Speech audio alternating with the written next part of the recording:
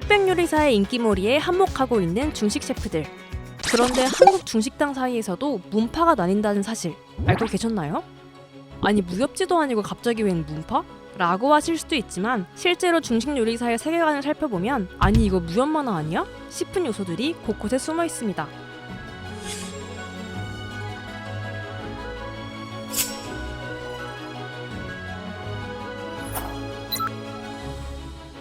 우리나라 중식 요리의 명맥을 이어가며 활동 중인 4대 문파의 계보를 정리해봤습니다.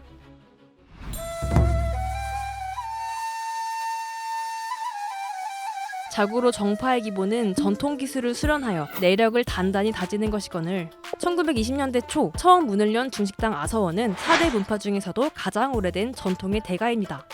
북경 요리 같은 고급 요리를 주력으로 내세우며 한국 최고의 중화요리점으로 명성을 날리곤 했죠.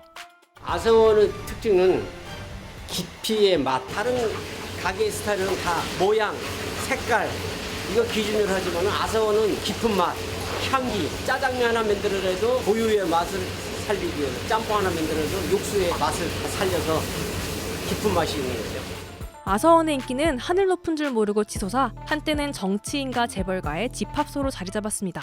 대기업 회장이 즐겨 먹었다는 기아 해삼이 아서원의 대표 메뉴가 되기도 했죠.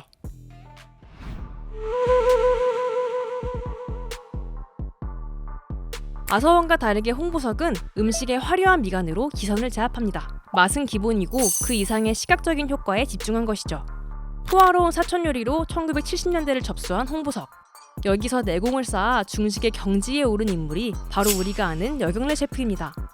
홍보석 그쪽의 모든 음식들이 화려함을 좀 많이 추구를 합니다. 그래서 제 스타일하고 잘 맞는 사천식 스타일, 홍보석 스타일. 흑백 요리사에서 눈길을 사로잡은 여경래 셰프의 화려한 음식이 바로 홍보석 스타일이었던 것이죠. 저도 이제 그쪽 계파로 있었었지만 상당히 자부심을 가졌죠. 우리 파가 다른 파보다는 훨씬 더 짱짱이었다고 생각은 당연히 그때 했었었죠. 여경래 셰프의 수제자로 알려진 중식 여신 박은영 셰프까지 홍보석파의 명맥을 꾸준히 이어나가고 있습니다.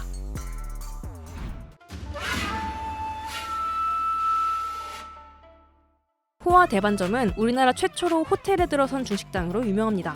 4대 문파 중 특히 국물 요리의 강점을 보이며 전설적인 인기를 누렸죠.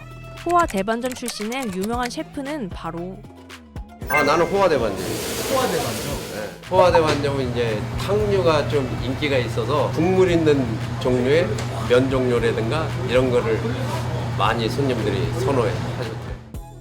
그리고 흑백 요리사의 정지선 셰프와 황진선 셰프 역시 호화 대반점에 뿌리를 두고 있습니다. 팀 미션 때 유독 친해 보였던 두 분 사이에 이런 맥락이 숨겨져 있던 것이죠.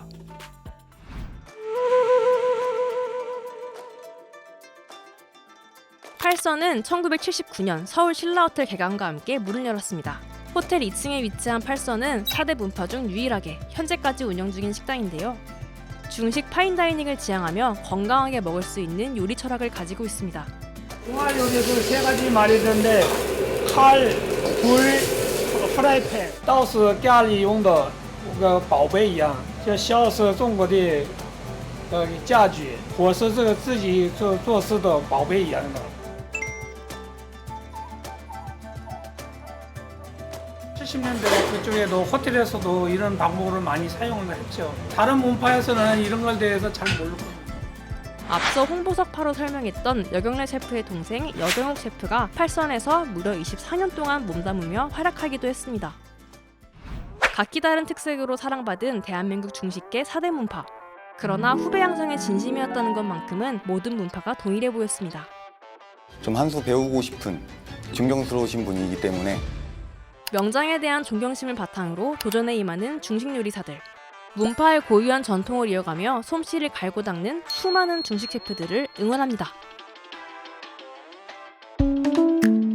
이번 영상을 만든 PD가 추천하는 영상도 보고 가세요. 스브스 뉴스의 다른 영상을 즐기시려면 구독 버튼을 꼭 눌러주세요.